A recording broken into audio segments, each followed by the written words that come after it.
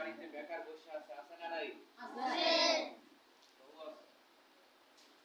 কিন্তু ওই বেকার যে বেকার বসে আছে, লেখাপড়া করে না, স্কুল যায় না, মাদ্রাসাও যায় না। আমার কথা খেয়াল করে শুনো, অল্প সময় কথা বলি। ও মাদ্রাসাও যায় না, স্কুলেও যায় না। ও কি করে জানেন? ও করব আমাকে তার লাইনে নিতে। আমাকে কি করব? এর লাইনে নিতে। অর্থাৎ যে বেকার, এ চিন্তা করব ও মাদ্রাসায় পড়ে, ও আমার লাইনে আসুক। আমি যেভাবে বেকার হয়ে বসে আছি, ও বেকার হয়ে বসে থাক। ও একটা খেলার সাথী হয়ে গেল না, ঠিক আছে না? আবার যে স্কুলে পড়ে, ও মনে করব যে ও মাদ্রাসায় পড়ে, ও আমার লাইনে নিয়ে আসি, ও আমার লাইনে আসুক। ওই মাদ্রাসায় পড়া বাদ দিক, স্কুলে আসুক।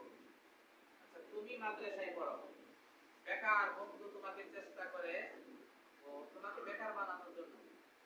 স্কুলে যে বন্ধু লেখাপড়া করে তোমাকে চেষ্টা করবো সেই স্কুলে যাওয়ার জন্য। বাকি তুমি বেকার এবং স্কুলের পক্ষে যাবা না ওদেরকে তোমার লাইনে নিয়ে আসার চেষ্টা করবা? ও বেকার যে আছে তাকে এবং যে স্কুলে পড়ে তাকে, ও ওইজনকে তোমার চেষ্টা থাকতে হবে তুমি যাতে তাকে মাদ্রাসায় নিয়ে আসতে পারো, ঠিক আছে না? আর এমন যাতে না হয় যে ওর পিছনে পড়ে ওর সাথে বন্ধুত্ব থাকার কারণে আমি বেকার হয়ে গেলাম অথবা স্কুলে গেলাম গা, এতে তোমার লাভ হবে না, বরং তোমার ক্ষতি হবে, তোমার গার্জেনের ক্ষতি হবে, তোমার প্রতিষ্ঠানের বদনাম হবে। হবে কি হবে না? হবে কি হবে না? আর ওকে যদি তুমি মাদ্রাসায় নিয়ে আসতে পারো, এটা তোমার জন্য হবে সুনাম। তোমার জন্য সুনাম। তোমরা সুনাম চাও না সুনাম চাও? দেখে সুনাম সুনাম সুনাম চান, হাত তোলেন।